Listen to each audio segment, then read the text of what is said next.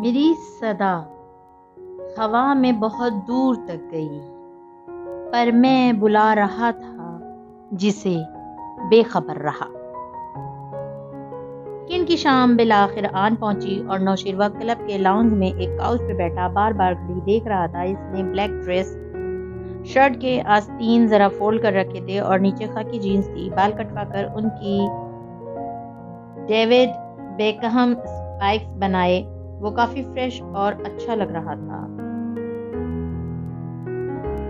Hello شیرو، وہ سامنے سے چلتی آ رہی تھی۔ اسے دیکھ کر ہاتھ ہلایا۔ سفید ٹائٹس پہ ایک کندھے کے بغیر والی شرٹ اور گلے میں سکوں کی مالا، کوہنی پہ ٹکا برانڈڈ بیگ۔ شہرین مسکرا کر اس کے ساتھ صوفے پہ آ بیٹھی، ٹانگ پہ ٹانگ چڑھائی، پرس درمیان میں رکھا۔ سوری مجھے دیر ہو گئی، اتنا ٹریفک تھا آج، پھر ماں کو ایک فنکشن پہ جانا تھا، انہوں نے مجھے بھی دیر کروا دی۔ تم کیسے ہو؟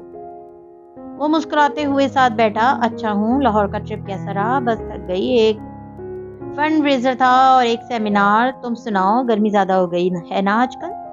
چند فکروں کے بعد باتیں جیسے ختم ہو گئی، خاموشی چھا گئی۔ قریب سے گزرتی کسی لڑکی نے شہری کو ہاتھ ہلائے تو اس نے بھی مسکرا کر ہاتھ ہلائے۔ یہاں سب ان کو جانتے تھے، مگر پھر شیرو کی طرف گردن موڑی۔ شادی کا کچھ پتا چلا؟ اور بس مانو سارا موڈ ہی غلط ہو گیا۔ نہیں، اس کے ابرو بیچ گئے۔ ویسے تمہیں کیا لگتا ہے اسے کس نے قید کر رکھا ہوگا یا مار دیا ہوگا؟ تم نے دیکھا ہے اس کے پیج کے 20,000 لائکس ہو چکے ہیں۔ اوہ بیچارہ، افسوس سے سر جھٹکا۔ نوشیروہ کے لیے مزید ضبط کرنا مشکل تھا، وہ گویا کھول کر اس کی طرف گھوما۔ شادی شادی شادی، جب بھی ہم ملتے ہیں شادی کے علاوہ کوئی بات نہیں ہوتی آپ کے پاس؟ وہ مر کر بھی ہمارے بیچ میں کیوں ہے؟ بھول جائیں شادی کو، مر گیا شادی، جہنم رسید ہو گیا شادی۔ اتنی مشکل سے جان چھڑائی ہے اس سے، مگر آپ پھر اس کو درمیان میں لے آتی ہیں۔ غصے سے تیز تیز وہ بولتا جا رہا تھا۔ ارد گرد چند لوگوں نے گردنیں ان کے کاؤچ کی طرف موڑی۔ شیرین ہکا بکا اسے دیکھتی گئی۔ اتنی مشکل سے جان چھڑائی ہے اس سے؟ جان چھڑائی؟ وہ تمہارا دوست تھا، اس لیے وہ اٹکی۔ نہیں تھا وہ میرا دوست، زہر لگتا تھا مجھے۔ میں خوش ہوں کہ وہ نہیں رہا، بات ختم۔ کیا اب ہم کوئی اور بات کر سکتے ہیں؟ درشتی سے کہتا وہ پیچھے کو ہوا۔ نظر ایک لڑکے پہ پڑی جو پورا گھوم کر اسے دیکھ رہا تھا۔ ایک کام کرو اپنا، میرا کیوں دیکھ رہے ہو منہ؟ اس کو بھی جھاڑا، فوراً کھسک لیا وہ تو۔ پھر انہی برہم تاثرات سے شہرین کو دیکھا جو ہنوز دم بخود تھی۔ میں آپ سے شادی کے بارے میں بات کرنے تو نہیں آیا تھا، پھر آپ ہمیشہ مجھے کیوں ہرٹ کرتی ہیں؟ ذرا دیر بعد ٹھنڈی سانس لے کر بولا تو غصہ ذرا کم تھا۔ شہرین نے جھرجھری لیتے ہوئے سامنے دیکھا۔ اوکے، آئی ایم سوری، تم لوگ اچانک اس کے دشمن بن گئے ہو۔ میری معلومات اپ ڈیٹڈ نہیں تھی۔ پہلے ہاشم نے اس کو اپنی پارٹی پہ بے عزت کیا، سونیا کی سالگرہ یاد آئی، اور اب تم کہہ رہے ہو کہ خیر۔ گہری سانس لی اور اس کو دیکھا تو چہرے پہ قدرے رکھائی در آئی تھی۔ گھڑی سامنے کی۔ کیوں بلایا تھا تم نے؟ کوئی کام تھا؟ مجھے جانا ہے ماں کو پک کرنے۔ آپ کو کہیں نہیں جانا، آپ صرف میری بات کا برا مان گئی ہیں۔ وہ ذرا ناراض ہوا۔ کیا نہیں ماننا چاہیے؟ شہری، کیا ہم کبھی اپنی بات نہیں کر سکتے کسی تیسرے فرد کو درمیان میں لائے بغیر؟ شہری نے چوک کر اسے دیکھا۔ وہ سنجیدہ نظر آ رہا تھا۔ ہمارے درمیان کون سی اپنی بات ہوتی ہے؟ آپ کو معلوم ہے میں کیا کر رہا ہوں؟ وہ ذرا آگے ہوا، چہرے پہ بے بسی در آئی۔ کیا ہم کبھی یوں مل نہیں سکتے، بات نہیں کر سکتے؟ میں آپ کو پسند کرتا ہوں اور آپ یہ بات جانتی ہیں۔ شیرین کی آنکھوں میں ایک دم بے حد اچنبھا ابھرا۔ شیرو، میں تمہاری بہت پرواہ کرتی ہوں، تم جانتے ہو، مگر تم میرے شوہر کے چھوٹے بھائی ہو، سابقہ شوہر کے، اور میری بیٹی کے انکل ہو، پھر تم مجھ سے عمر میں 11-12 سال چھوٹے ہو۔ تمہیں مجھ سے ایسی بات نہیں کہنی چاہیے۔ نرمی سے اسے ٹوکتی وہ پرس اٹھانے لگی۔ شیرو کی آنکھوں میں بے بسی کے ساتھ دکھ بھی ابھرا۔ یہ باتیں معنی ہیں؟ اوکے شیرو، بہت ہو گیا اب کے۔ شیرین کی نگاہوں میں سختی اتر آئی۔ جو تم کہہ رہے ہو وہ معنی ہے، ہم رشتے دار ہیں اور اچھے دوست ہیں، مگر اس سے آگے کا مت سوچنا۔ مجھے بہت برا لگا تمہارا یوں کہنا۔ چپٹ کر بولتی وہ پرس اٹھائے اٹھی اور باہر کی طرف بڑھی۔ نوشیروہ پیچھے لپکا۔ پھر مجھے بار بار استعمال کیوں کیا؟ وہ غصے اور بے بسی سے بولتا اس کی تیز رفتار سے ملنے کی کوشش کر رہا تھا۔ میری نرمی کا فائدہ کیوں اٹھایا؟ میں تمہیں صرف ایک اچھا دوست سمجھتی ہوں، مجھے نہیں پتا باقی تمہارا ذہن کیا کیا گڑھ کر تمہیں دکھاتا رہا۔ وہ تیز قدموں سے چلتی باہر جا رہی تھی۔ اگر میری جگہ سادی یہ بات کہتا تو مان لیتی آپ، تم دونوں ہی میرے لیے بچے ہو، اور وہ ایسی بات کبھی نہ کہتا، میرا احترام کرتا تھا۔ وہ باہر نکل گئی کھلے لان میں۔ اب وہ آگے جا رہی تھی۔ نوشیروہ رک گیا، بے بسی اور دکھ سے اسے جاتے دیکھا۔ اس کو اتنا سمجھتی تھی تو میرے سامنے اس کو اتنا برا کیوں کہا؟ آپ کو اندازہ بھی نہیں کہ میں نے کیا کیا آپ کے لیے؟ وہ پیچھے سے چلایا تھا۔ شہرین کے قدم رکے۔ وہ گھومی، ہاتھ کا چھجا ماتھے پہ بنا کے دھوپ کے باعث پتلیاں سکیڑ کر اسے دیکھا۔ وہ گلابی چہرے کے ساتھ آنکھوں میں پانی لیے غصے اور صدمے سے اسے دیکھ رہا تھا۔ گیٹ اے لائف شیرو، وہ واپس پلٹ کر آگے بڑھ گئی، اس شے کو ذہن سے جھٹکتی جو نوشینوا کے الفاظ اور انداز اسے بتا رہے تھے۔ کچھ عجیب سا تھا اس کے سرخ بھبو کا چہرے پہ اس وقت، وہ کسی اعتراف سے چند لمحوں کی دوری پہ تھا۔ دیکھتا ہوں سب شکلیں، سن رہا ہوں سب باتیں، سب حساب ان کا میں ایک دن چکا دوں گا۔ فوڈلی ایور آفٹر پہ گاہکوں کا معمولی رشتہ، ندرت کاؤنٹر کے ساتھ رکھی میز پہ کچھ بلز وغیرہ دکھ رہی تھیں۔ ان کا خول جو سارا اور بچیوں کے آ جانے سے ذرا چٹکا تھا، پھر سے واپس پتھر بن گیا تھا۔ قریب سے جنید ٹرے اٹھائے گزر رہا تھا، تبھی راستے میں اچانک سے گل خان آ کھڑا ہوا۔ کیا ہے؟ جنید نے بدقت کوف چھپائی۔ سعدی کا لاڈلا 1 مہینہ پشاور میں گزار کر بالآخر یہ واپس آ گیا تھا۔ جنید بھائی، یہ تم سعدی بھائی کی پھپھو کے لیے لے جا رہے ہو نا؟ ٹرے میں کافی کے مگ کی طرف اس نے اشارہ کیا۔ یہ ہمیں دے دو، ہم لے جائے گا۔ دے دو بھائی۔ جنید نے ایک بے بس سی نگاہ اس پر ڈالی اور پھر ندرت پہ ڈالی جو بے نیاز بیٹھی کام کر رہی تھی، اور ٹرے اسے تھمائی۔ خود منہ نہ لگانا، ایسے کوئی مفت خورا سمجھ کر رکھا ہے تم نے ہمیں بھائی؟ لا حول ولا قوہ بگڑ کر کہتا ٹرے اٹھائے سیڑھیاں چڑھتا گیا۔ جب اوپر دروازے تک پہنچا تو نیچے جھانکا۔ جنید ادھر ادھر ہو گیا تھا۔ اس نے جلدی سے مگ سے ایک گھونٹ بھرا۔ اس ریسٹورانٹ کی لذیذ کافی اور ہونٹ صاف کرتے سنجیدہ چہرہ بناتے دروازہ کھٹکھٹا کر بولا۔ اگلا منظر سا کھلتا گیا۔ اوپر والا کمرہ اتنا ہی کھلا تھا جتنا نیچے ریسٹورانٹ تھا، مگر فرش خالی تھا۔ 2 دیواریں شیشے کی تھیں جن کے پار اندھیرے میں جگمگاتے شہر کی بتیاں دکھائی دے رہی تھیں۔ ایک بڑی میز پہ کاغذ اور فائلز بکھری تھیں۔ فارس خشک کیے کھڑا ایک فائل کے صفحے پلٹ رہا تھا، ساتھ ہی کرسی پہ ٹانگ جمائے قلم انگلیوں میں گھماتی زمر بیٹھی نفی میں سر ہلاتی کہہ رہی تھی، اب سرما شاہ کو دیکھنے کا وقت ہے، میرا خیال ہے۔ آہٹ پہ گردن گھمائی تو گل خان کو آتے دیکھ کر نرمی سے مسکرائی، ہاتھ بڑھا کر مگ اٹھایا۔ ارے گل خان، تم اتنا عرصہ کہاں تھے؟ وہ شادی کی گمشدگی کے دنوں میں آ جاتا تھا، پھر درمیان میں مہینہ بھر نہ آیا۔ فارس نے پلٹ کر بس ایک نظر ڈالی۔ باجی، پشاور گیا ہوا تھا، ہمارا بابا کا چچا زاد بھائی مر گیا تھا۔ ہاتھ چلا کر وہ کہتا کرسی کھینچ کر سامنے بیٹھا۔ وہ 12-13 سال کا پھولے سیب سے گالوں اور بھورے بال والا پٹھان لڑکا تھا، شلوار قمیض پہنتا اور پائچے ٹخنوں سے اوپر رکھتا، سر پہ پشاوری ٹوپی تھی۔ زمر جو بغیر کافی کے مگ کو دیکھ رہی تھی اس پہ نظریں اٹھائیں۔ بہت افسوس ہوا، ویسے یہ کافی بہت ٹیسٹی ہے نا؟ کپ لبوں سے لگاتے مسکرا کر پوچھا۔ گل خان نے بے اختیار تھوک نکلا اور ادھر ادھر دیکھا، پھر بات بدلنے کی غرض سے جلدی سے بولا، باجی تم ادھر کیا کر رہی ہو؟ نیچے کسٹمرز ہوتے ہیں اور مجھے کام کرنے کے لیے جگہ چاہیے تھی، اوپر والا ہال ویسے بھی رینوویشن کے لیے بند پڑا تھا، سو بھابھی نے مجھے دے دیا۔ اچھا، اس نے اسباب میں سر ہلایا۔ سچ باجی، اس دن ہم احمد آباد میں اپنے چاچی کی دکان میں بیٹھا تھا تو ہمیں یاد آیا جب سعدی بھائی کھویا تھا، اور تم ادھر سارے ملازموں سے پوچھ رہی تھی کہ بھائی کا کسی سے جھگڑا تھا یا دشمنی تو نہیں تھی، تو واللہ باجی اس دن یاد آیا ایک دفعہ بھائی کا ادھر ہلکا سا جھگڑا ہوا تھا۔ ریسٹورانٹ کے باہر کی سمت اشارہ کیا۔ وہ جو دیوار پہ لگی تصویریں دیکھتے کچھ سوچ رہا تھا، چوک کر گل خان کو دیکھنے لگا جو زمر کے سامنے بیٹھا بتا رہا تھا۔ زمر نے ٹانگ سے ٹانگ ہٹائی اور سیدھی ہو کر بیٹھی آنکھیں سکیڑی۔ کس سے ہوا جھگڑا؟ ایک آدمی تھا، اس کی مہنگی سی ڈبہ گاڑی تھی، بہت مہنگی والی، پتہ ہے اس کی گاڑی کی؟ جھگڑا کس بات پہ ہوا تھا؟ فارس نے ٹوکا، ہمارے اوپر ہوا تھا۔ اس پٹھان ہیلن آف ٹرائے نے فخر سے سینے پہ ہاتھ مارا۔ وہ ہم کو کچلنے والا تھا، مگر ابھی ہماری زندگی باقی تھی، ہم بچ گیا۔ وہ نکلا اور ہمیں انگریزی میں ڈانٹا، تبھی سعدی بھائی نکل کر آیا اور اس کو بھی انگریزی میں کوئی لمبی سی بات کہی، پھر وہ روکا، کار میں بیٹھا اور چلا گیا۔ اور جھگڑا کب ختم ہوا؟ مطلب دونوں نے ایک دوسرے کے اوپر ہاتھ اٹھایا، گالیاں دی۔ وہ پوچھ رہی تھی۔ گل خان کو اپنی روداد ایک دم ہلکی لگنے لگی، ذرا ڈھیلا پڑا۔ نہیں، ایسا کچھ نہیں ہوا تھا، مگر جو اس نے انگریزی میں بولا۔ تمہیں انگریزی آتی ہے؟ فارس نے پٹکا۔ گل خان کی غیرت و حمیت پہ گویا تازیانہ پڑا، ٹنڈا کر گھما۔ گل خان 5ویں فیل صحیح، مگر جھگڑے والا لہجہ خوب سمجھتا ہے۔ غصے سے کان سرخ ہوئے تھے۔ اچھا یہ بتاؤ، سمر نے بچے کی عزت رکھنی چاہیے، وہ کون تھا، کیسا لگتا تھا؟ گل خان نے ایک والی نظر فارس پہ ڈالی، فلمی اداکار کی طرح سر جھٹکا اور باجی کی طرف متوجہ ہوا۔ یہ ملکہ کی آن بان والی باجی سے بہت اچھی لگتی تھی، اس کا شوہر اتنا ہی برا اب اتنا شکل نہیں یاد، مگر ایسے لش پش کپڑے تھے، بال اوپر کھڑے تھے اور ہونٹوں سے نیچے یہ چھوٹی سی داڑھی تھی، فرینچ کٹ۔ ہاں وہی۔ اور باجی اس کا گاڑی بہت مہنگا تھا، کوئی 4-5 کروڑ کا ہوگا۔ زمر نے گہری سانس لی، بچہ اب لمبی چھوڑ رہا تھا۔ تمہارا مطلب ہے 4-5 لاکھ؟ نہیں باجی، 4-5 لاکھ کا تو 3-4 گاڑیاں گل خان بھی خرید لے۔ اس کا گاڑی کروڑوں کا تھا، سعدی بھائی نے خود بتایا تھا۔ اس نے ذرا بے بسی سے زور دیا۔ زمر اب اس کو جانے کا کہنے لگی تھی کہ فارس ایک دم چونکا۔ 1 منٹ، کار کا رنگ کیا تھا؟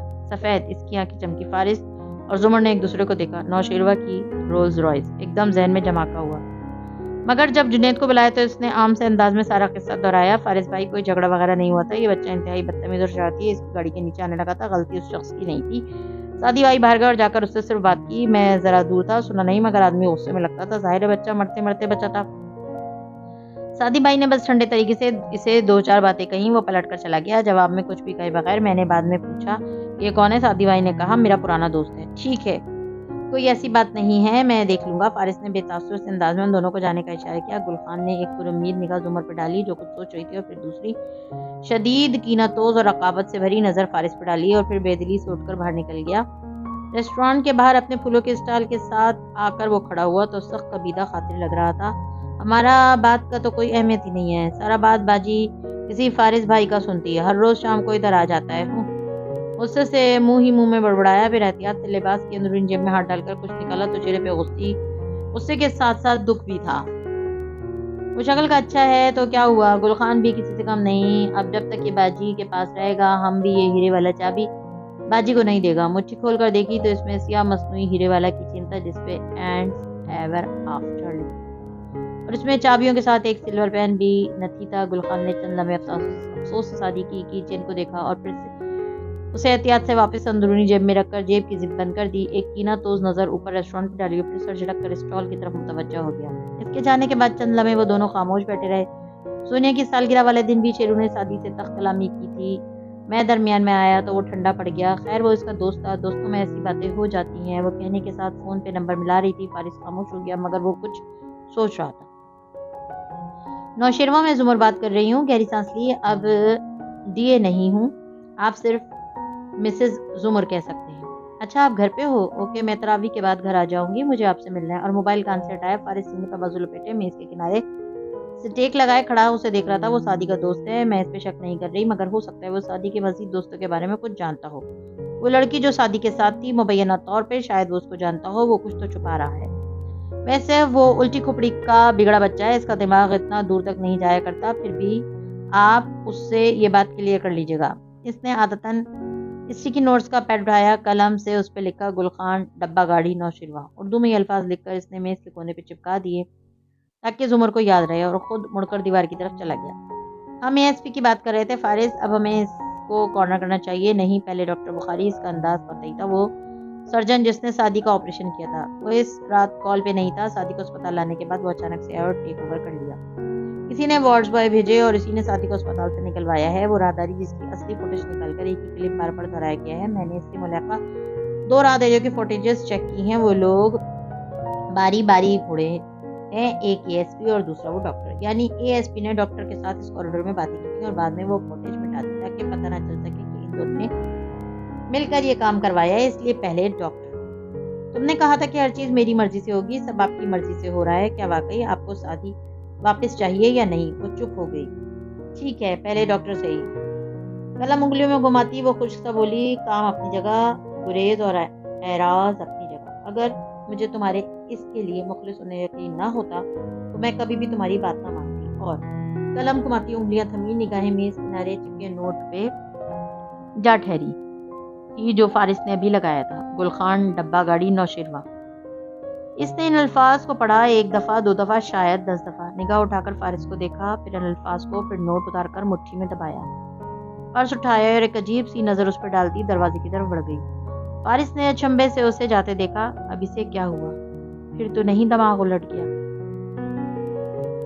क्या रोज तमाशा के नया ख्वाब, नया गम, मरने की जो ठानी है तो एक बार में मर भी। असरे कारदार में डिनर टेबल खूबसूरती से सजी थी, सब खाना खा रहे थे। जब जुमर का फोन आया था, नौशेरवा ने मोबाइल बंद किया तो हाशिम और जवाहरात उसी को देख रहे थे। जुमर तुमसे क्यों मिलना चाहती है? पता नहीं, शहरीन के सुबह वाले बर्ताव के बाद वो जो बदिक्कत संभला हुआ लग रहा था, इस कॉल पे रंग सफेद पड़ गया था। निगाहें झुका ली। हाशिम ने नैपकिन मरोड़कर मेज पर डाला। उकताहट और बेजारी से जवाहरात ने बारी बारी दोनों को देखा। हाशिम, क्या हो रहा है?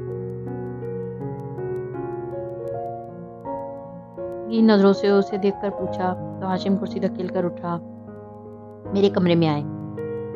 साथ ही ड्यूटी पे खड़ी फियोना को जाने का इशारा किया। वो फौरन लड़ गई। हाशिम, तुम मेरे कमरे में आए? मम्मी, ایک ملامتی نظر نوشیروہ پہ ڈال کر وہ آگے بڑھ گیا۔ نوشیروہ بیزاری اور ترملاہٹ سے اٹھا تھا۔ 15 منٹ بعد ہاشم کے بند دروازے کے پیچھے کا منظر قطعاً خوشگوار نظر نہیں آ رہا تھا۔ نوشیروہ بیٹھ کے کنارے بیزاری سے سر جھکائے بیٹھا تھا۔ ہاشم کاؤچ پہ ٹانگ جمائے صوفے کی پشت بازو پھیلائے براجمان تھا، اور جواہرات وہ جلے پیر کی شیرنی کی طرح آگے پیچھے چکر کاٹ رہی تھی۔ اس کی رنگت سفید اور سرخ کے درمیان بدلتی رہتی اور آنکھوں میں صدمہ، بے یقینی، غصہ، سب کچھ تھا۔ تم رک کر نوشیروہ کو گھورا اور 3 انگلیوں سے اس کی تھوڑی پکڑ کر زور سے جھٹکا دیا۔ شیرو نے منہ اس کا پر ہٹایا۔ تم انتہائی احسان فراموش انسان ہو۔ اس نے جان بچائی تھی تمہاری اور تم نے اس کو مار دیا، اور تم پلٹ کر شورا بار نظر ہاشم پہ ڈالی۔ اگر وہ مر رہا تھا تو کیا ضرورت تھی اس کو اتنے تردد سے وہاں نکالنے کی؟ وہ اتنی دیر سے بول کر اب ہانپنے لگی۔ اس کو مرنے دیتے اور شیرو کو قاتل بنا دیتا۔ کیا یہ اتنے بڑے گلٹ کے ساتھ زندگی گزار سکتا تھا؟ وہ بھی برہم ہوا۔ شیرو کچھ بڑبڑایا۔ اور مجھے بتانے کا ارادہ کب کا تھا بھی یا نہیں؟ اوکے ممی، بہت سن لیا میں نے، اب بس کریں، بیٹھیں اور سوچیں کہ اب کیا کرنا ہے۔ زمر شیرو سے کیوں ملنا چاہتی ہے؟ تم مجھے بتاؤ گے کہ اب کیا کرنا ہے؟ وہ غرائی تھی۔ اس کے گھر کی، اس امپائر کی ملکہ میں ہوں، یہ فیصلے میں لیتی ہوں کہ کون کیا کرے گا، سمجھے تم؟ ہاشم گہری سانس لے کر رہ گیا۔ یہ سنبھال رہے ہو تم چیزیں کہ ابھی 1.5 ماہ نہیں ہوا اسے کھوئے، اور زمر کو اس پہ شک ہو گیا ہے۔ ملامتی نظر ان دونوں پہ ڈالی۔ اس کو کسی پل سکون نہیں آ رہا تھا۔ شیرو پہ کوئی شک نہیں کر سکتا، یہ اس وقت دبئی میں تھا، اس کے پاسپورٹ پہ مہر ہے، اس گھر کے ملازموں کی آنکھوں پہ تو مہر نہیں تھی۔ کس نے دیکھا تمہیں اس روز گھر پہ؟ بولو شیرو۔ اس کے سر پہ کھڑی غرائی تھی۔ وہ جلدی کہنے لگا، فیونا نے، اور رکا، ذرا سوچا، میں نے رات کمرے میں پوری بند رہ کر گزاری۔ فیونا آئی تھی، پھر صبح میں، ہاشم بھائی اور آپ آفس کے لیے جلد نکل گئے تھے۔ گیٹ کے دونوں گارڈز نے دیکھا، اور ہاں، ڈائننگ ہال میں۔ فہرست مت بتاؤ، مجھے معلوم ہے صبح ڈیوٹی پہ کون تھا۔ فیونا قابل بھروسہ ہے، مگر اس کے علاوہ سب کو میں فائر کر کے دوسرے شہروں میں اچھی نوکریاں دلوا دوں گی۔ اگلے ماہ سے ہم نیا اسٹاف رکھ لیں گے۔ وہ رکی۔ فارس نے تو نہیں دیکھا تھا تمہیں؟ وہ ایک دم نوشیروہ سیدھا ہوا۔ اسے یاد آیا، زمر ڈی اے، اس نے دیکھا تھا مجھے۔ سفید پڑتے چہرے کے ساتھ شیرو نے دونوں کو دیکھا۔ ہاشم بھائی، ان کی شادی کی صبح ان کے گھر سے جب نکلے تو میں ادھر بالکنی میں کھڑا تھا، وہ باہر نکلی تو اس نے مجھے دیکھا تھا۔ اوہ، اسے سب سمجھ میں آنے لگا تھا۔ اس دن جب میں نے اسے بتایا کہ میں اس کی شادی سے پہلے ہی دبئی جا چکا تھا، اور پوری بات سن کر ہاشم کا دماغ گھوم گیا۔ یہ بات زور دے کر کہنے کی کیا ضرورت تھی؟ میرے خدایا نوشیروہ، میں تمہارا کیا کروں؟ موبائل اٹھاتے ہوئے وہ کھڑا ہوا۔ میں زمر کے پاس تمہارے ساتھ جاؤں گا اور بات سنبھال لوں گا اگر۔ بالکل نہیں۔ جواہرات سلگتی نگاہوں سے اسے دیکھتی رہی۔ اس کے سامنے آخری ہوئی۔ اس کو بیبی سٹ کرنا چھوڑ دو ہاشم، اس کو اپنے مسئلے خود حل کرنے دو۔ وہ اکیلا جائے گا اور وہ خود زمر کو کنونس کرے گا۔ وہ ایک کاردار ہے، اگر وہ سعدی کو گولی مار سکتا ہے تو وہ کچھ بھی کر سکتا ہے۔ ہاشم شدید غیر آرام دہ ہوا۔ مگر ممی، زمر کو شک، نوشیروہ کو اب عادت ڈالنی ہے۔ ہاشم اپنے بگڑے کام خود سنبھالیے۔ وہ اس کی طرف آئی، رنی شعلہ بار نگاہوں سے اسے دیکھا۔ زندگی میں پہلی اور آخری دفعہ تم سے پوچھ رہی ہوں، کیا تم اپنے مسئلے خود سنبھال سکتے ہو؟ جی۔ شیرو نے سر اس بات میں لایا۔ اوکے۔ اور ایک دفعہ پھر باری باری دونوں کو گھورا۔ لعنت ہے تم دونوں پہ۔ زمر کار کھڑی کر کے گھاس پہ اتری ہی تھی کہ مسز زمر کی آواز آئی۔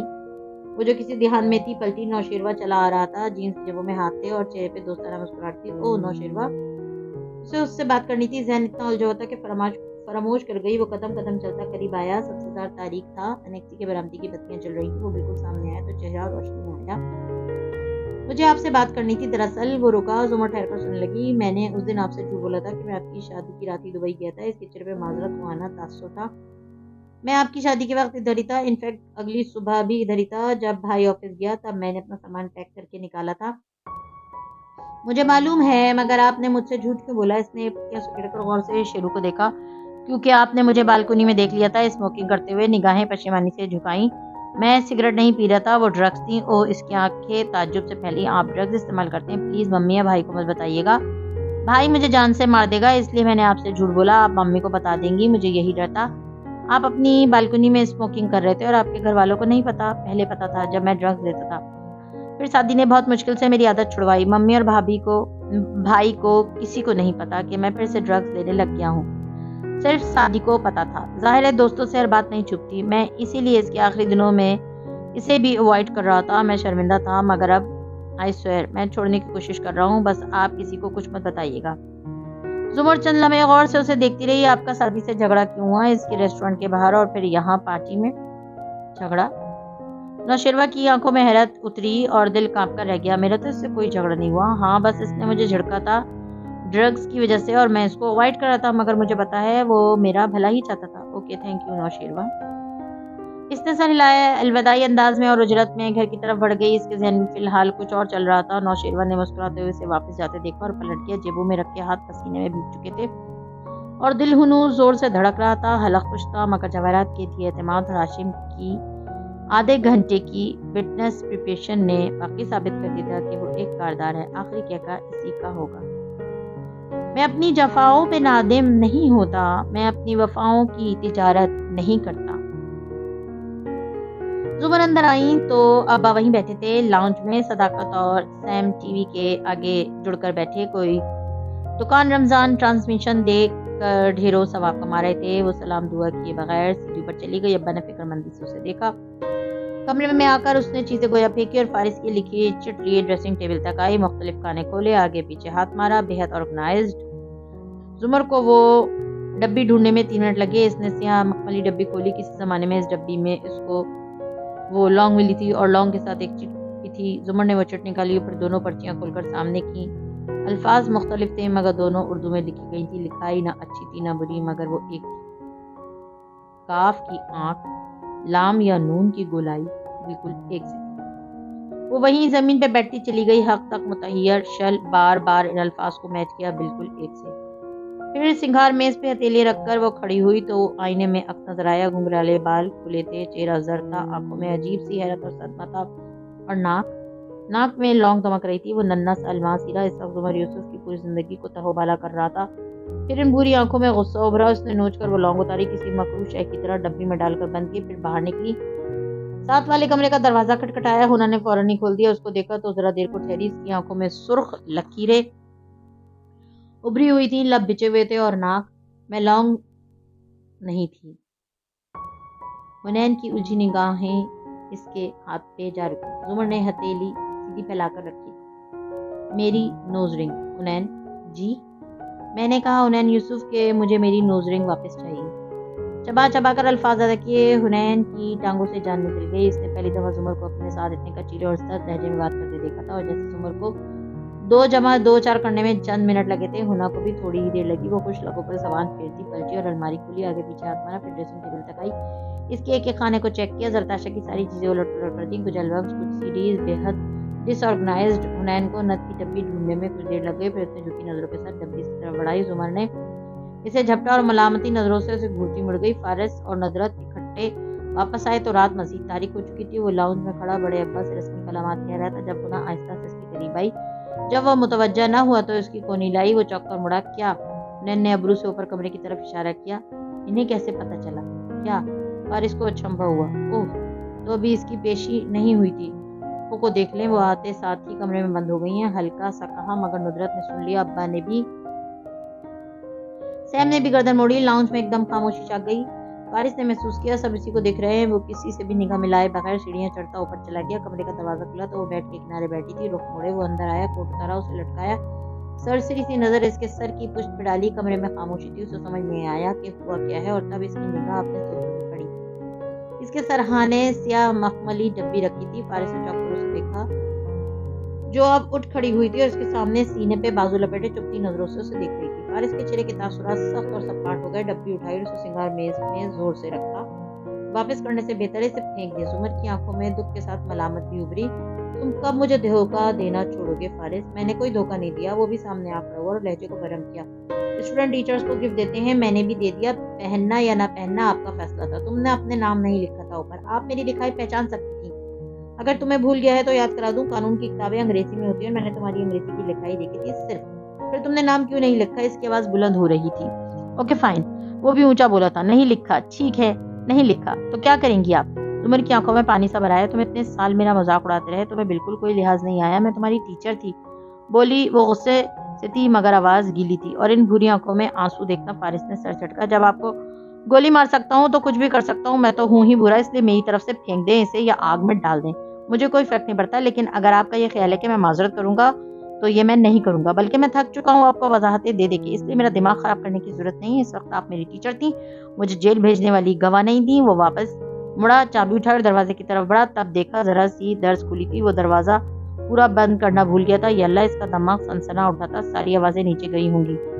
مڑ کر ایک نگاہ زمر پر ڈالی جو خاموش کھڑی آنکھوں میں پانی اور ڈھیروں غصہ لیے اسے دیکھ رہی تھی، اور پھر باہر نکلا، زور سے دروازہ بند کیا۔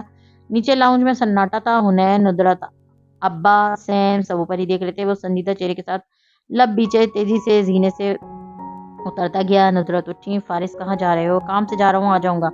ہاتھ جلا کر ان کو اشارہ کرتا وہ باہر نکل گیا۔ حنین جاؤ، اس کو روکو، اسے کہو مت جائے، مگر حنین وہیں بیٹھی رہی۔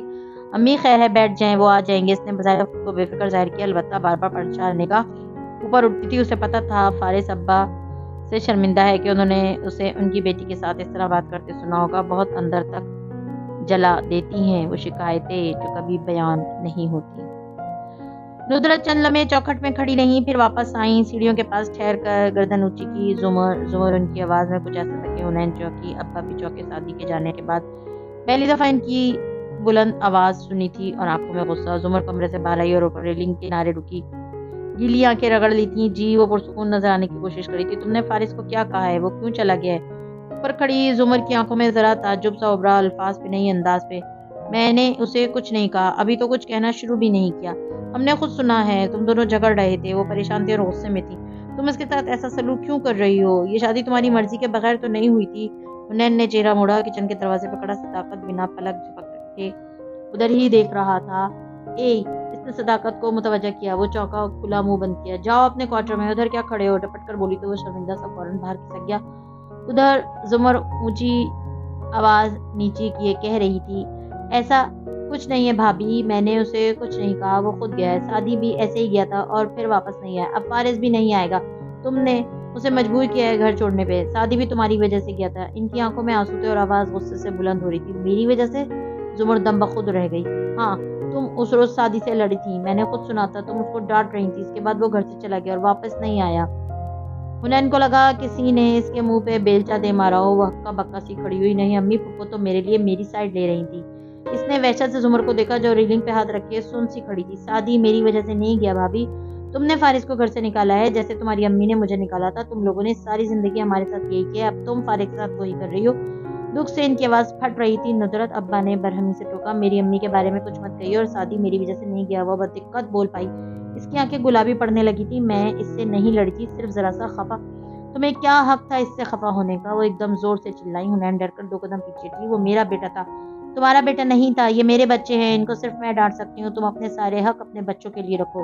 ندرت بس کر دو، ابا بلند آواز میں سختی سے بولے، اور ندرت چپ ہو گئی، کیونکہ کہنے کے بعد ان کو احساس ہوا تھا کہ ان کا آخری فقرہ، ان کے آخری الفاظ مناسب نہ تھے، اور اس آخری فقرے نے زمر کا دل ہی توڑ دیا۔ اس کا ریلنگ پہ جمع ہاتھ نیچے گر گیا، وہ چہرہ جھکائے قدم قدم زینے اترتی گئی۔ لاؤنج میں وحشتناک سا سناٹا چھا گیا۔ زمر کسی کو بھی دیکھے بغیر بیرونی دروازے کی طرف بڑھی۔ حنین کی نظریں اس کے قدموں پہ جا ٹھہری، وہ ننگے پیر تھی، پھر وہ اسی طرح باہر نکل گئی، مگر حنین میں کھڑکی کا پردہ سرکا کر دیکھنے کی ہمت بھی نہ ہوئی۔ دروازہ بند ہوا تو ندرت چھوٹے چھوٹے قدم اٹھاتی سیڑھیاں چڑھتی گئی، وہ شاید رو بھی رہی تھی۔ ابا فکر مندی سے بند دروازے کو دیکھ رہے تھے، پھر سیم اٹھا اور باہر گیا۔ چند لمحے بعد وہ واپس آیا، پھپھو باہر نہیں ہے، کہاں چلی گئی؟ حنین نے پریشانی سے فارس کا نمبر ملایا، اس نے کال کاٹ دی، ایک بار دوسری بار، پھر اس نے غصے سے ٹیکسٹ بھیجا، امی اور پھپھو کی لڑائی ہوئی اور امی نے پھپھو کو گھر سے نکال دیا، اور پھر گہری سانس لے کر بیٹھ گئی۔ حسب توقع فوراً فون بج اٹھا۔ کیا ہوا؟ وہ واقعی تشویش سے بولا تھا، آواز سے لگتا تھا ڈرائیو کر رہا ہے۔ وہی جو لکھا تھا۔ امی نے پھپھو کو بہت سنائی اور وہ گھر سے چلی گئی۔ قصور کس کا تھا؟ چند لمحوں کی خاموشی کے بعد اس نے پوچھا، آپ کا؟ پھر امی کے سارے الفاظ دہرا دیے۔ تھوڑی دیر گزری اور گاڑی کی آواز آئی تو بڑے ابا کے چہرے پہ چھائی تفکر کی لکیریں کم ہوئی۔ دروازہ کھلا اور وہ اندر داخل ہوا، فکر مند لگ رہا تھا۔ آپ کدھر چلے گئے تھے؟ یوں ہی باہر۔ اس نے ابا سے نگاہیں چرائیں، مگر ابا کو اس کے غصے سے ان کی بیٹی پہ چلانا یاد نہیں تھا، ان کو صرف زمر کی فکر تھی۔ جاؤ زمر کو دیکھو، وہ کہاں چلی گئی؟ گاڑی تو کھڑی ہے اس کی، تمہاری امی کہاں ہے؟ ساتھ ہی اوپر دیکھا۔ امی ٹھیک ہے، ان کی فکر مت کریں، بس پھپھو کو لے آئیں، ان کو کھونا ایسے ہے جیسے ہم سعدی بھائی کو دوسری دفعہ کھو دیں گے۔ حنین ایک دم اداس ہو گئی تھی۔ میں دیکھتا ہوں، تم جاؤ اپنی امی کے پاس بیٹھو۔ وہ الٹے قدموں مڑ گیا۔ ہر سبزہ زار سنسان پڑا تھا۔ وہ کسر کے فرنٹ تک آیا، ملازموں کے آگے پیچھے آمد-و-رفت کچھ غیر معمولی لگ رہی تھی۔ زمر کہیں بھی نہیں تھی۔ وہ گیٹ کے قریب آیا تو اوپری کیبن سے گارڈ نے پکارا، سر مسز غازی اس طرف گئی ہیں۔ اس نے چونک کر گردن اٹھائی، گارڈ اشارہ کر کے بتا رہا تھا وہ باہر گئی تھی، باہر سڑک تاریک تھی۔ فلیش لائٹ دو، اس نے ہاتھ اٹھایا، گارڈ نے لائٹ اس کی طرف اچھالی، لے جائیں سر، بھلے ہمیشہ کے لیے لے جائیں، دل برداشتہ سا کہتا گارڈ واپس بیٹھ گیا۔ فارس نے لائٹ تھامی اور گیٹ سے باہر آیا. وہ پہاڑی کو کاٹ کر بنائی سڑک تھی. دور دور اونچے محلات تھے. کئی کنال کی جگہ خالی تھی. وہاں جنگل اگے تھے. وہ جو گرز پتھروں پہ رکتا سڑک کنارے اوپر چڑھنے لگا جہاں اونچے درخت تھے. ساتھ ہی فکر مندی سے اسے پکارتا روشنی پھینک رہا تھا. زمر آواز رات کے اندھیرے میں گم ہو جاتی, کبھی لوٹ کر سنائی دیتی. وہ اوپر چڑھتا آیا. ٹارچ والا ہاتھ مسلسل ہل رہا تھا. پھر روشنی ایک جگہ تھمی, درختوں کے بیچ جسے وہ نظر آئی. زمین پہ ننگے پاؤں اکڑ بیٹھی تھی, تھوڑی گھٹنوں پہ رکھے. فارس نے گہری سانس خارج کی اور چھوٹے چھوٹے قدم اٹھاتا اس تک آیا. پتوں اور سوکھی ٹہنیوں کے جاگرز تلے کچلنے کی کرچ کرچ نے خاموشی کو توڑا. وہ اس کے قریب آ رکا. آپ ادھر کیوں بیٹھی ہیں؟ گھر چلیں. وہ نہیں ہلی, گردن بھی نہیں اٹھائی. زمر ہمارے سارے مسئلے گھر جا کر سلجھا سکتے ہیں ہم. اٹھیں. جب اس نے جواب نہیں دیا تو فارس نے ٹارچ زمین پہ رکھی اور اس کے سامنے درخت سے ٹیک لگا کر خود بھی اکڑو بیٹھ گیا. آپا نے جو بھی کہا دل سے نہیں کہا. وہ آپ کو ہرٹ کر کے خود بھی ہرٹ ہے. مجھے پتا ہے. ان سے ناراض مت ہو. میں کسی سے ناراض نہیں ہوں. شادی سے بھی نہیں تھی. وہ ہلکا سا بولی تو آواز رنگی ہوئی تھی. ٹارچ پتوں پہ پڑی تھی. روشنی مخالف سمت کے درختوں پہ پڑ رہی تھی. زمر کا چہرہ اندھیرے میں تھا. ان کو پتا ہے آپ شادی سے خفا نہیں تھی, نہ ان کو یہ بات اذیت دے رہی ہے. انہوں نے سر اٹھا کر اسے دیکھا. اس کی آنکھوں میں آنسو تھے. شادی میری وجہ سے نہیں گیا. میں نے اسے نہیں بھیجا. میں 4 سال اس سے ناراض بھی نہیں تھی. مجھے یہ لگتا تھا کہ بچے اب مجھ سے محبت نہیں کرتے, اس لیے میں پیچھے ہٹ گئی تھی. مگر میں غلط تھی اور مجھے اس کے لیے بہت دکھ ہے. آنسو ٹپ ٹپ آنکھوں سے گر رہے تھے. کون سی لونگ, کہاں کا خش, دونوں کو بھول گیا تھا. رات کا سناٹا اور جنگل کے اونچے درخت خاموشی سے سن رہے تھے. سامنے تنے سے ٹیک لگائے. فارس نے دکھ سے اسے دیکھا. سب کو پتا ہے یہ بات. میرے پاس کوئی امید نہیں ہے سوائے ان بچوں کے. مگر نہیں. اس نے نفی میں سر ہلایا. یہ میرے بچے نہیں ہیں. میرا تو کوئی بھی نہیں ہے. اگر شادی کو ہم واپس لے آئیں, سب کچھ ٹھیک ہو جائے تو سب سیٹل ہو سکتے ہیں سوائے میرے. میرا کیا ہوگا؟ آنسو برابر گرتے جا رہے تھے. اس نے چہرہ جھکایا اور ناک پکڑ کر پانی اندر اتارا.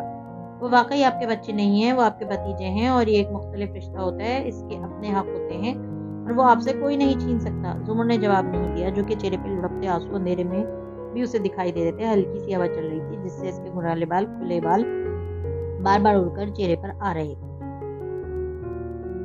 دوبارہ کبھی وہ خوشی نہیں مل سکتی جو کبھی میرے پاس تھی. زمر روئے مت. آپ کو روتے دیکھ کر مجھے افسوس ہوتا ہے. آپ پہ یہ سوٹ نہیں کرتا. آپ مضبوط اچھی لگتی ہیں اور مغرور بھی اور اکڑ بھی.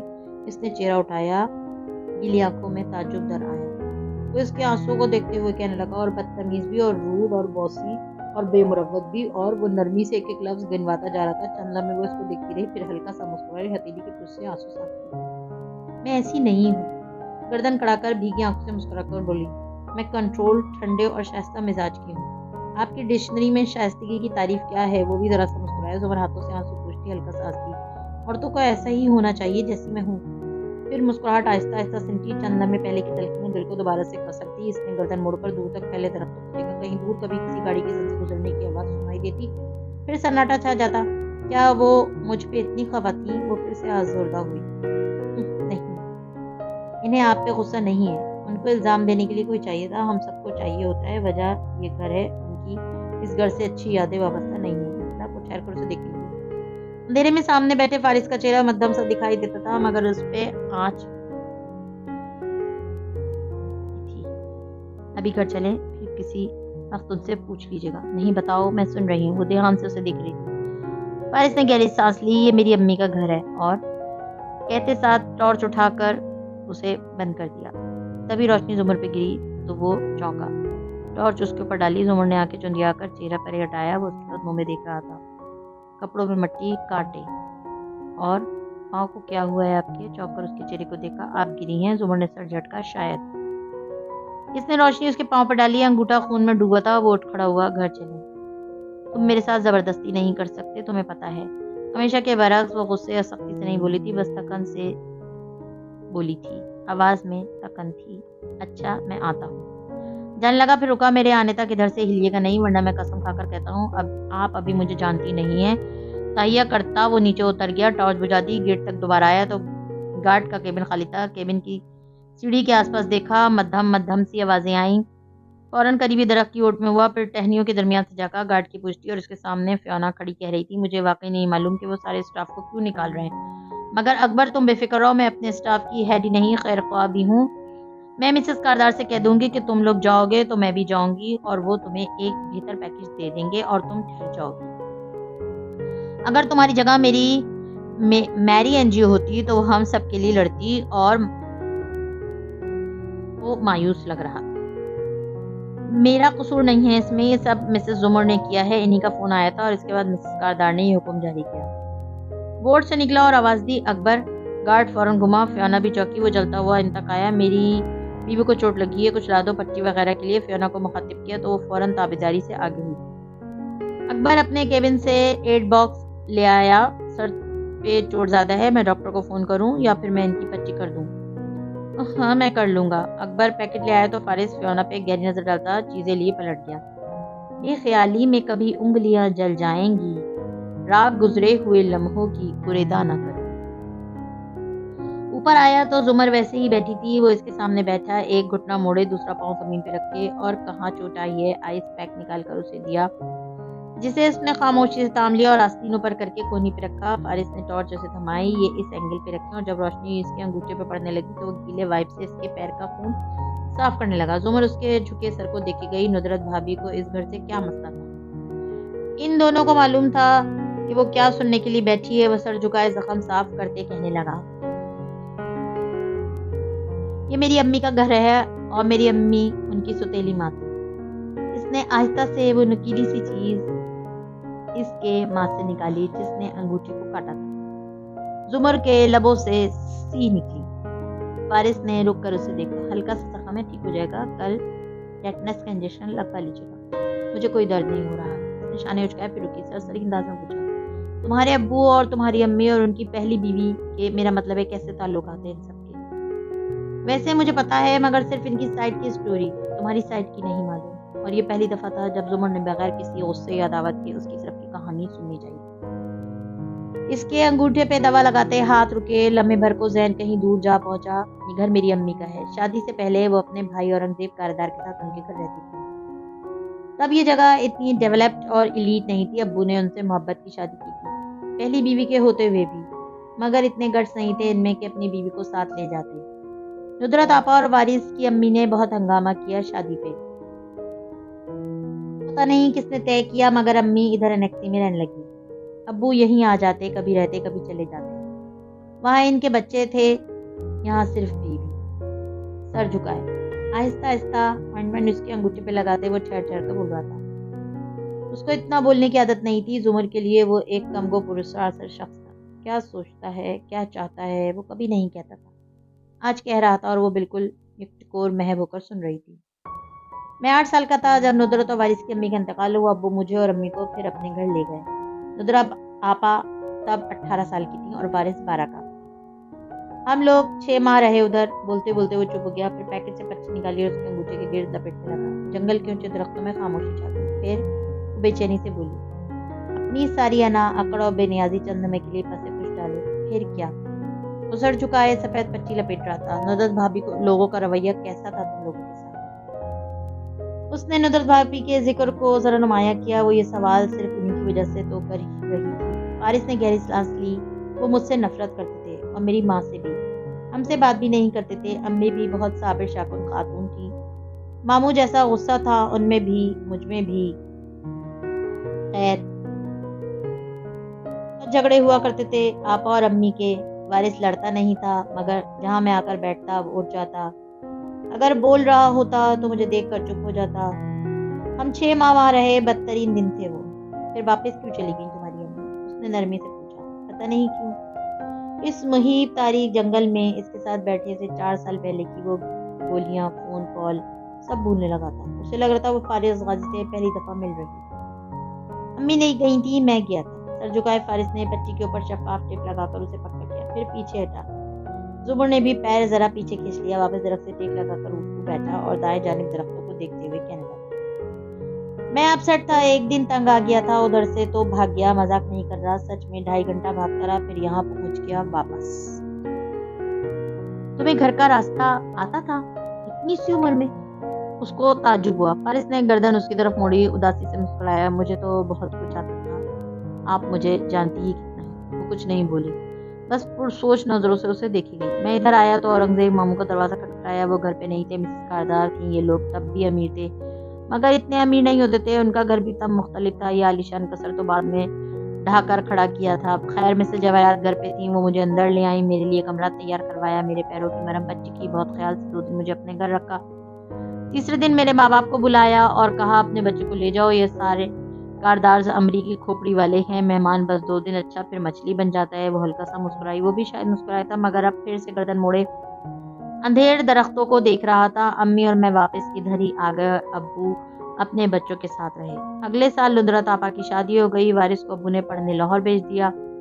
زکیہ خالہ کے گھر. وہ وارث اور ندرت کی امی کی سگی بہن ہے. سارا کی امی وارث وہیں پڑھتا رہا اور ابو میرے اور امی کے پاس واپس آ گئے. ہوا تاریک درختوں کے پتوں کے بیچ سرسراتی ہوئی گزر رہی تھی. گھریالی لٹیں چہرے پہ آ رہی تھی جن کو وہ بار بار کان کے پیچھے اڑستی تھی. نگاہیں فارس کے چہرے پہ ٹکی تھیں. اس نے اب سر درخت کے تنے سے لگا رکھا تھا اور آنکھوں میں بے پناہ تکن تھی. کرب تھا. میں 10 سال کا تھا جب شادی پیدا ہوا. میں 8 سال کی تھی. اس نے صرف سوچا, بولی نہیں. وہ کبھی کبھی تو بولتا تھا. اسے لگا اگر بولے گی تو اس کی یکسوئی ٹوٹ جائے گی. اور میں 13 سال کا تھا جب ندرت آپا ناراض ہو کر ہمارے گھر آ گئی. ان کا آپ کی امی سے جھگڑا ہوا تھا. شادی کو بھی وہیں چھوڑ دیا غصے میں کہ خود پالے, اور ابو چونکہ دوسرا گھر بیچ چکے تھے اس لیے ان کے پاس یہاں آنے کے سوا کوئی چارہ نہ تھا. یہ وہ واحد عرصہ تھا جو آپا نے اس گھر میں گزارا اور تب بھی حالات ویسے ہی تھے جیسے آج ہیں. دادی ان سے چھن چکا تھا اور وہ بہت کرب اور تکلیف میں تھیں. 3 ماہ بعد ابو کا انتقال ہو گیا اور ندرت آپا کی ساری زندگی گویا ہوا میں معلق ہو کر رہی. اس کی چھٹیاں تھیں, وہ بھی ادھر آ گیا. اب ہمارے جھگڑوں کی ساری وجوہات ختم ہو چکی تھیں. شادی نہیں تھا تو پتہ نہیں کیوں ابا کا رویہ مجھ سے بدلنے لگا. انہوں نے مجھے ایک چھوٹے بھائی کے طور پر قبول کر لیا. وہ لوگ اب بھی مجھ سے زیادہ بات نہیں کرتے تھے مگر برا بھی نہیں کہتے تھے. پھر آپا کی صلح ہو گئی تو وہ چلی گئی اور وارث بھی. میں اور امی ادھر ہی ہوتی. وہ پوری توجہ سے سن رہی تھی. میں 18 سال کا تھا جب امی فوت ہوئی. تب آپا آئیں اور مجھے اپنے ساتھ اپنے گھر لے گئی. اس صلح کے بعد ہی آپ کے بھائی نے ان کو گھر لے دیا تھا. میں کافی عرصے ان کے گھر رہا. ہونا تب 1 سال کی تھی مگر اس کے بعد آپا اور وارث نے ہمیشہ میرا خیال رکھا. ہم لوگوں نے ایک دوسرے کو سمجھنا شروع کر دیا اور ہمارے سارے اختلاف پتہ نہیں کہاں غائب. بلکہ وارث اور میں تو بہت اچھے دوست بن گئے. وہ یاد کر کے کہتا جا رہا تھا, پھر بھی تم نے اسے قتل کر دیا. خوبصورت رات کا فسون چھناکے پہ ٹوٹا. وہ کہہ کر ایک دم چپ ہو گئی. وارث نے چونک کر اسے دیکھا, پھر آنکھیں میچ کر جیسے بہت سارا ضبط کیا. جب آنکھیں کھولی تو زمر نے دیکھا اس کے تاثرات اب سخت ہو چکے تھے. وہ ہاتھ جھاڑتے ہوئے اٹھ کھڑا ہوا. اٹھا لیا. یہ عورت کس دن واقعی میرے ہاتھوں قتل ایک کروا دی. سحری کا وقت شروع ہونے والا ہے. گھر چلیں, سب پریشان ہوں گے آپ کے لیے. وہ اس کی طرف سے رخ موڑ گیا. وہ بھی اٹھ کھڑی ہوئی تو وہ آگے چلنے لگا. زمر کو اندر ہی اندر اس موقع پہ وارث کی موت کا افسوس کرنے پہ افسوس ہوا. وہ دونوں خاموشی سے گیٹ تک آئے تو اس نے پیکٹ پر کیبن تک اچھالا جسے گارڈ نے بر وقت کیچ کیا. پھر ایک نظر ساتھ چلتی زمر پہ ڈالی جو کسی اور خیال میں گم تھی. مسز کاردار نے اسٹاف نکال دیا سارا. غور سے اسے دیکھا. اس نے ہلکے سے شانے اچکائے. ان کی مرضی, وہ اس سے لائن تھی. فارس نے فیونا کی باتوں کو ذہن سے جھٹکا. آپ نے نوشروہ سے بات کی. اب وہ دونوں سرسری انداز میں بات کرتے سبزہ سے گزر رہے تھے. وہ بتاتی گئی.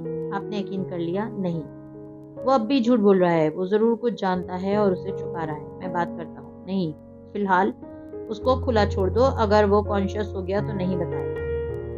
جب وہ دونوں اندر آئے تو ہونا, سیم اور ابا ویسے ہی لاؤنج میں بیٹھے تھے. ان کو پرسکون اور نارمل آتے دیکھ کر ان سب کے بھی سانس بحال ہو گئے. پھر کسی نے کسی سے کچھ نہیں پوچھا. صداقت کو ہونا نے بلا لیا. وہ آ کر سحری تیار کرنے لگا. زمر وہیں دہی کا پیکٹ اور چمچ لیے اوپر کمرے میں چلی آئی. ندرت نے بھی سحری کمرے میں ہی کی. باقی سب نیچے خاموش سے لاؤنج میں بیٹھے. جب فجر اتر آئی اور سورج طلوع ہو کر تپتا سنہرا ہو گیا اور سب اپنے کمروں سے نکلے تیار ہو کر ایک نئے دن کے آغاز کے لیے, تو زمر باہر آئی اور ندرت کو سلام کیا. انہوں نے جواب بھی دیا اور یہ پوچھا کہ وہ ابھی ریسٹورنٹ جائے گی یا بعد میں. زمر نے بھی اتنے ہی نارمل انداز میں بتایا کہ وہ پہلے کورٹ جائے گی, ایک کلائنٹ کی سماعت اور پھر ریسٹورنٹ آئے گی. اور یہ سب کہتے ہوئے سب نے دیکھا کہ اس نے وائٹ گولڈ کی نت پہن رکھی ہے مگر کسی نے نہیں پوچھا کہ وہ لانگ کہاں. اور جیسے کہ عموماً رشتہ داروں میں ہوتا ہے, لڑائی کے بعد معافی تو کوئی نہیں مانگتا مگر موڈ اچھا کر کے یہ بتایا جاتا ہے کہ ہمارے گلے شکوے دھل گئے ہیں، سو ان کے گھر کا ماحول بھی نارمل ہو گیا۔ البتہ اسی صبح زمر کے نکلنے سے پہلے حنین نے سعدی کا لیپ ٹاپ لا کر اس کے سامنے رکھا۔ یہ میں نے کھول دیا ہے، اب کوئی پاسورڈ نہیں ہے اس پہ، آپ دیکھ لیں، کوئی اور کام ہو تو بتائیے۔ نگاہیں جھکائیں وہ پلٹ گئی، زمر نے کچھ نہیں کہا۔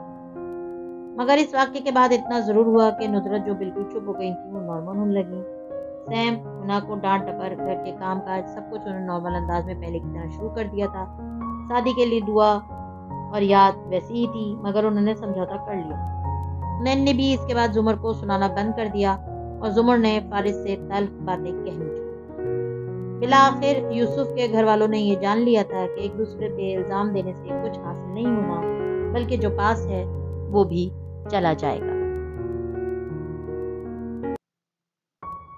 مزید ویڈیوز دیکھنے کے لیے ہمارے چینل کو سبسکرائب کیجیے۔